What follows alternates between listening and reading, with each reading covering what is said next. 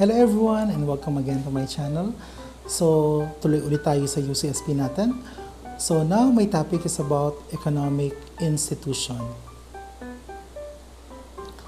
So, ito yung magiging topic na pag-uusapan natin sa economic institution. So, pakita ko na lang sa inyo. Okay, let's start. So, what is economy? So, all societies have an economy which can be viewed as a social institution organized around production, consumption, and distribution of goods and services. It operates in generally predictable manner. Okay, so pag sinabi economics, sa totoo lang, hindi naman ako ekonomista, so medyo mahirap pag-usapan or i-discuss on my part. So, i-discuss ko na lang kung anong maintindihan ko na lang kasi medyo mahirap ito, especially I'm not an economist and I'm not a business major. Okay, so basta tandaan nyo lang, in economy, tandaan nyo lang, there is production, and then consumption, and then distribution of goods and services. Basta pag sinabi natin goods, these are the products na nahawakan natin, maaring pwedeng kainin, pwedeng suotin, pwedeng sakyan, for example, mga sasakyan, pwedeng inumin. So, anything na nabibili natin na meron tayong kapalit which is tangible o nahawakan natin, this is called the goods. Pag services naman, ito naman yung mga bagay na nababayaran natin ng pera, pero ang kapalit naman ito hindi tangible, pero nagagamit natin, for example, internet services. Diba? Internet services, hindi natin siya nahawakan, pero nagagamit natin siya. For example, cellphone services, diba? Yung mga smart, loob, telecoms, yan, yung pagte-text natin, ganyan, hindi natin nahawakan siya, pero nagagamit natin siya. So, another type of services, for example, is massage service. O kaya yung pagpapagupit, mga salon services. So, yan. So, services siya na nakukuha natin because of the economy. So, in this economic institution, pag-usapan muna natin is non-market institutions. So, sa non-market institution, meron tayong tatlong klaseng transaction. So, we have reciprocity, we have transfer, and then redistribution. Kung kanina may distribution, ito naman redistribution. Pag sinabi natin non-market, so no exchange of cash for provisions of good and rendered services. So wala tayong pag-uusapan na pera muna dito. Kasi nga non-market eh. Okay, number 1, punta tayo. Reciprocity refers to the voluntary giving or taking of objects without the use of money in the hopes that in the future they could be given back. In other words, parang inisip natin, parang utang na loob, di ba? Parang ganun eh. Pag may ibibigay ka, may babalik sa'yo. So, this is reciprocity. Kaya nga reciprocate eh. You should reciprocate. So, kapag binigyan kita ng, for example, bigas, dapat bigyan mo din akong bigas. Pero minsan dito, nagkakaiba naman sa depende kasi siya kung ano eh. Kasi nga, reciprocity could take form in a barter. Pag sinabi natin barter, hindi ibig sabihin pag binigyan kita ng tinapay din ibibigay mo sa akin. Maaring iba kasi nga nangyayari ang idea ng barter sa mga communities kung saan meron silang bagay na wala sila at meron silang bagay na meron naman sila at wala naman iba. Kaya you go to another place or society kung saan nakikipagpalitan kayo kung anong meron kayo ng product, which is that is barter. Okay, so reciprocity, ganun din, hospitality, gift giving, and also sharing. So you might not realize it, but people engage in reciprocity most of the time. Di ba ganyan ginagawa natin eh, di ba? Kahit nga sa classroom, di ba? Magpapakopya, may mangungopya. Papakopyahin kita kasi alam ko, balang araw, ako naman ang mangungopya sa'yo. Di ba? So ganyan nangyari, balikan lang tayo. In societies, however, reciprocity means more than just a simple social activity. The aim of engaging in reciprocity is to build and strengthen social relationships as well as acquire more means or favor. So, may maganda pakinabang din pala siya sa society natin, di ba? Kasi nga, habang nagpapalitan kayo ng kung anong meron kayong produkto, di ba, nagiging strong ang inyong bond sa mga ibang grupo ng tao. At dahil dito, magkakatulungan kayo in other future kapag may mga pangangailangan kayo. So, gaining more favors through reciprocity contributes to the development of allowing people to maximize their options in times of need. O, yan ang isasabi ko sa inyo, di ba? Okay, so, one type of reciprocity is utang na loob. So in English, we call it the debt of gratitude. So utang na loob is a good example of reciprocity pagdating naman sa ating mga Filipino or in the Filipino culture. So this is an act of kindness or favor that is expected to be given in return.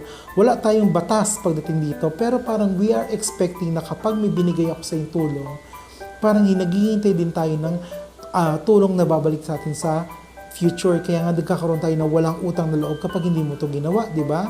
So it is common practice for Filipinos to help him out in return. So utang na loob is not mandated by law. Sabi ko sa inyo, walang batas or legal document, but it is part of our unique culture and identity as a Filipino. Diba? Kasi pag Filipino tayo talaga, number one talaga yan, utang na loob. So forms of reciprocity, we have 3 forms of reciprocity were identified by anthropologist Marshall Sahlins. These forms of reciprocity are collectively known as Sahlins Typology. So we have the general, we have the balance, and then the negative reciprocity. So general reciprocity is the exchange of goods and services without the definite time frame of when the favor should be returned. Individuals giving out favors do not expect to receive anything back. Such activity is commonly done among small groups and societies. So, general reciprocity, hindi ibig sabihin pag may ginawa ako ngayon, kailangan agad-agad. Diba? Wala naman siyang time frame na kailangan balikan mo agad. Diba? So, minsan nga yung iba, so sobrang mga bait, hindi mo humingi ng kapalit. Diba? Lalo mga magbabarkada. Diba? Kapag tinulungan mo isang barkada, hindi naman ibig sabihin na kailangan tulungan mo rin ako kasi nagiging part na talaga ng kultura natin na pagiging mabait. Kasi mga Pilipino talaga mabait naman, di ba? So, ito na nga. Example of your relationship with your family and closest friends. O, yun nakakasabi ko lang. When you are given food by your parents, but they don't expect you to buy them food in return. So, parents usually do not ask their children to repay them for what they are given. The same situation goes for close friends because they do it for the love, so concern and camaraderie, and not for anything of economic gain. So ayun nga, kaya kapag may mga kaibigan kayo na humingi ka ng pagkain, tapos sabihin sa'yo, oh, pag ako naman kailangan bigyan mo rin ako hindi mo yung kaibigan. Kasi pag mga kaibigan, dapat nagtutulungan, nagbibigayan. Naalala ko nga yung college kami sa Ama University kasama ng barkada ko. Pag may bumili ng iced tea, my goodness, lahat makikiinom.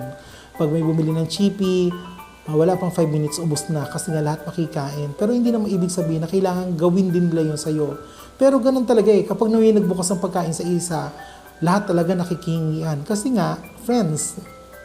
Okay, now let's go with balanced reciprocity. The exchange occurs between groups or individuals with the donor expecting to receive something of equal or similar value. So, there is no bargaining between two parties, and exchange of goods occurs at a particular rate set upon by the groups.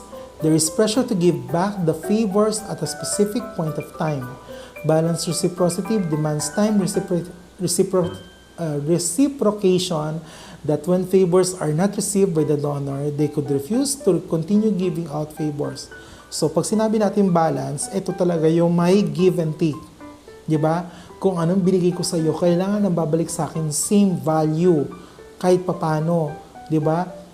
Kaya kapag nabigyan ko sa inyo na kunyari 10 pisong worth ng tinapay, dapat bigyan mo rin ako ng 10 pisong worth na sabihin natin palaman, 'di ba? May palitan talaga. Tapos umingi ba sila ng certain time na kailangan maibigay siya? Yes.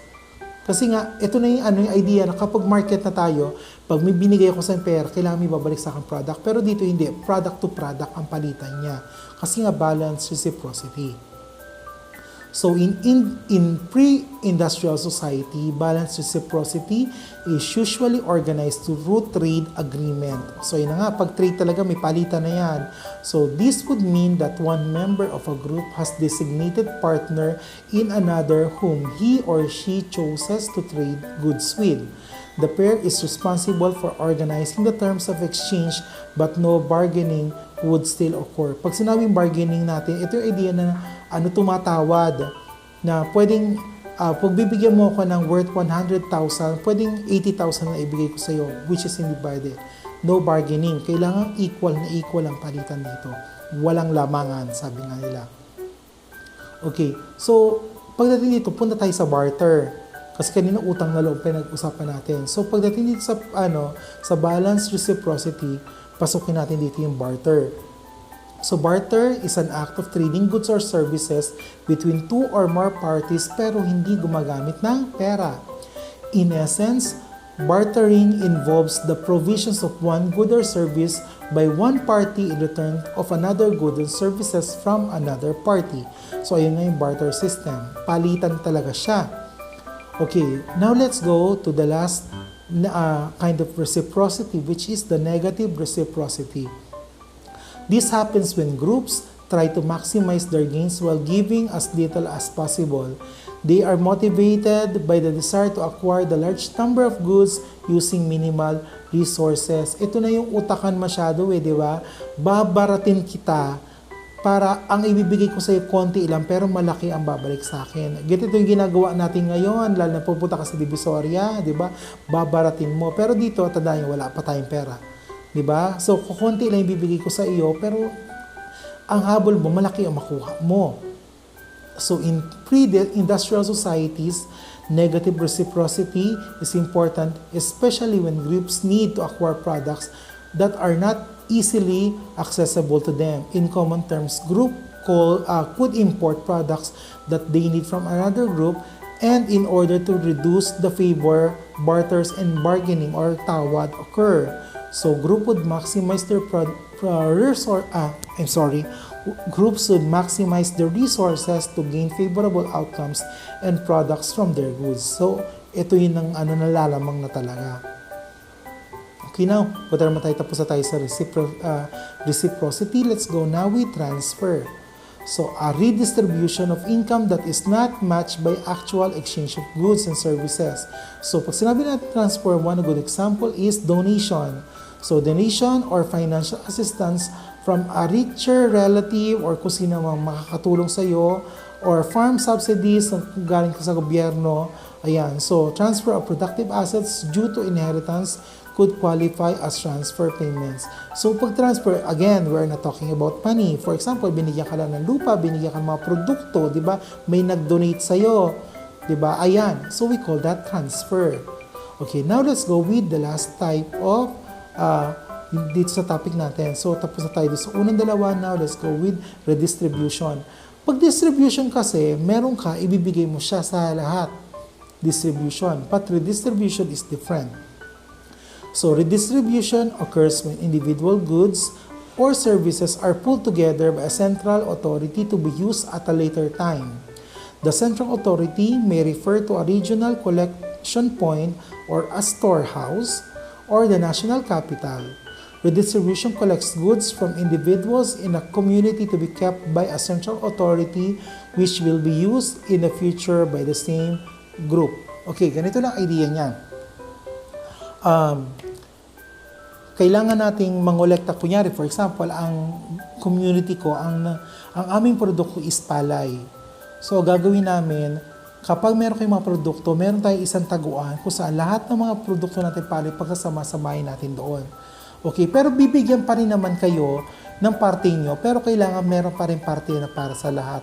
Kasi kapag nagkaroon ng problema, for example, nagkaroon ng pagbaha o kaya ng tagtuyot at wala nang makakain mga tao, meron kayong pagkukunan. So, meron leader na magiging in charge na pagdidistribute uli ng pagkain para sa lahat. Diba? For example, ngayon, diba, bagyo. Ang ginagawa ng gobyerno, kung meron kayong mga gusto i-donate, for example, na pagkain, o kaya damit, higaan, o kung ano man, ginagawa, ibibigay natin ito sa a certain government office at sila na bahala mag-distribute or mag-redistribute uli para sa mga nangangailangan. Okay, now, tapos na tayo sa non-market. Now, let's go with market transaction. Ibig sabihin, meron na tayong pag-uusapan tungkol sa pera.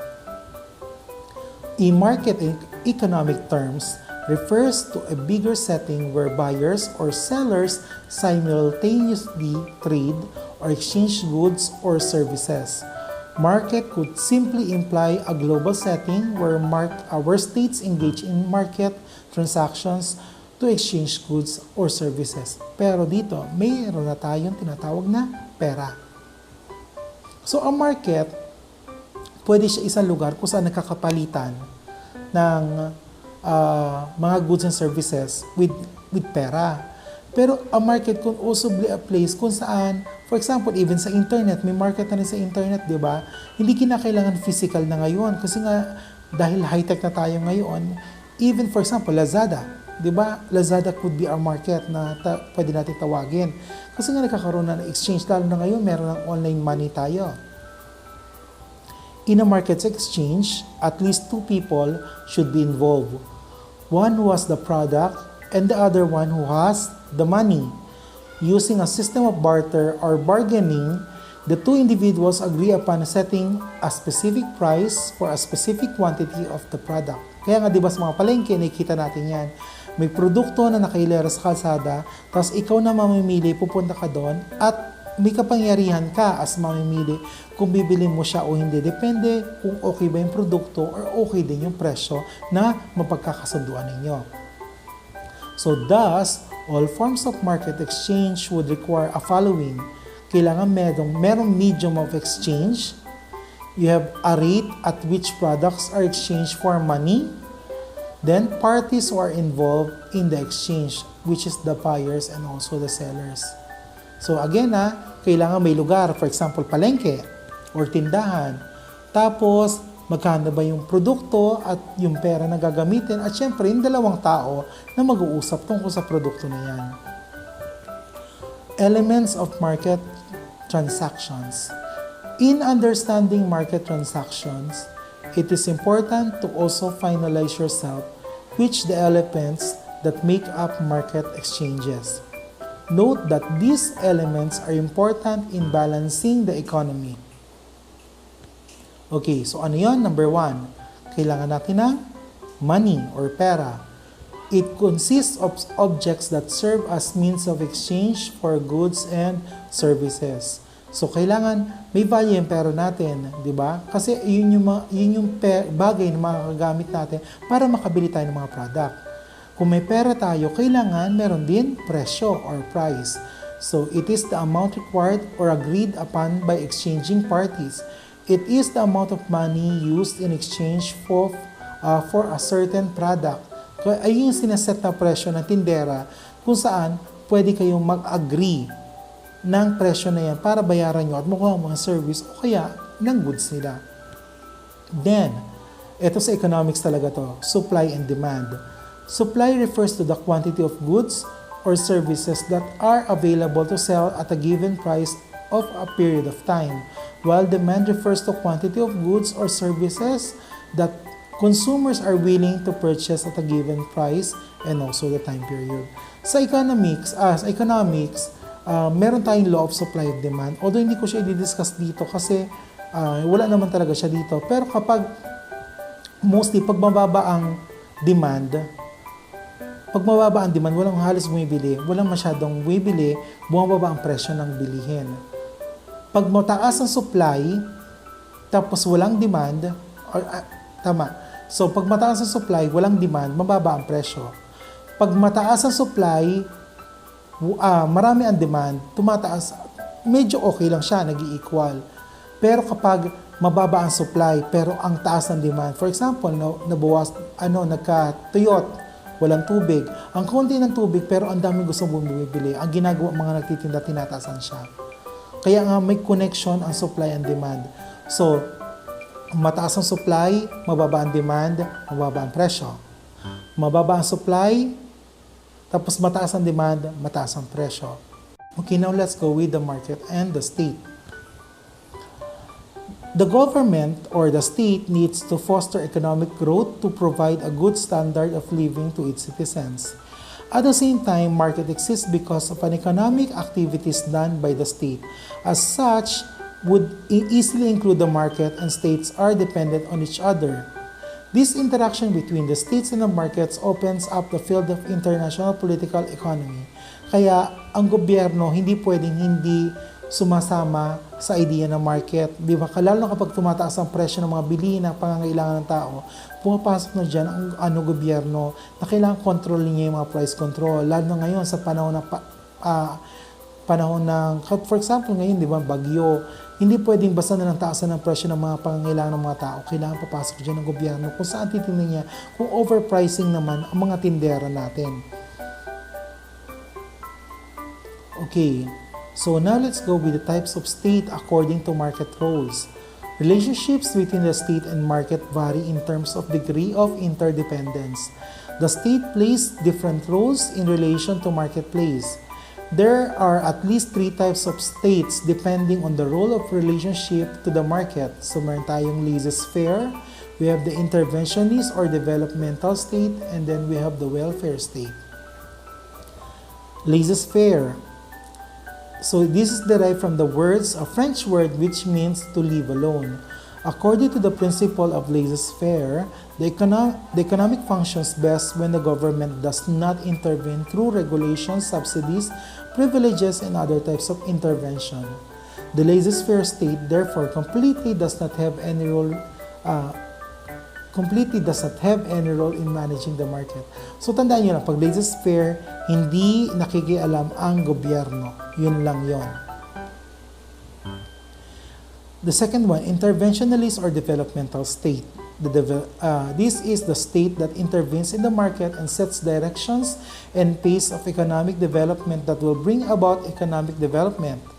Developmental states implement policies such as subsidies, protections of tariffs and local industries, and prioritization of some industries over others. So, ito yung parang meron tayo ngayon sa Pilipinas, na kung saan kapag medyo hindi na maganda ginagawa ng market para sa mga simpleng individual na kapareho natin, nag-i-intervene na ang gobyerno para sa atin.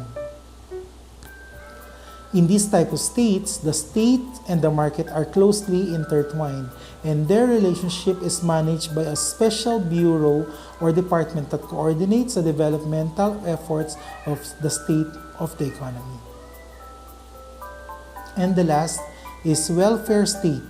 The welfare state is one that plays an important role in the achievement and protection of the economic and social well-being of its citizens. In contrast to the developmental states, the welfare states involved is aimed in achieving good quality of life for the citizens rather than merely driving economic development.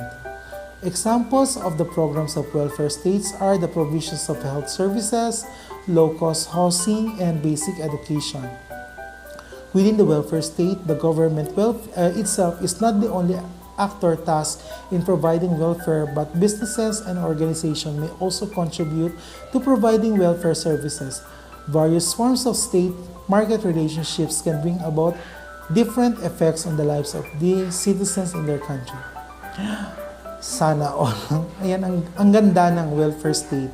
The only problem is hindi ganito sa bansa natin. Although meron naman talaga tayong parang ganito na nangyayari.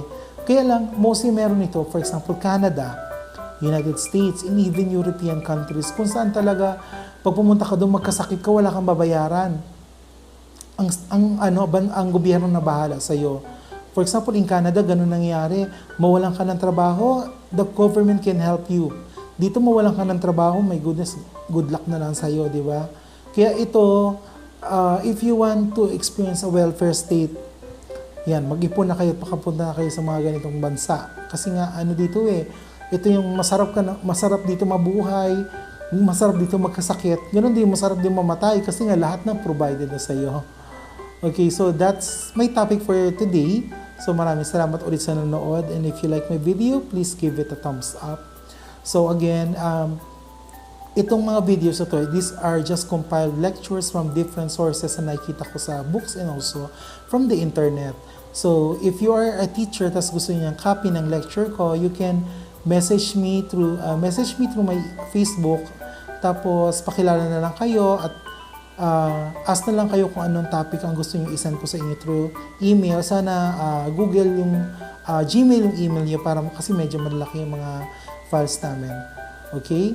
So if you are new to my channel, please subscribe to my channel and then also click the notification bell at saka Sana magkita pa ulit tayo sa mga susunod kong videos. And then, if you have any question, just feel free to comment and then I'll try to answer kung kakayanin ko.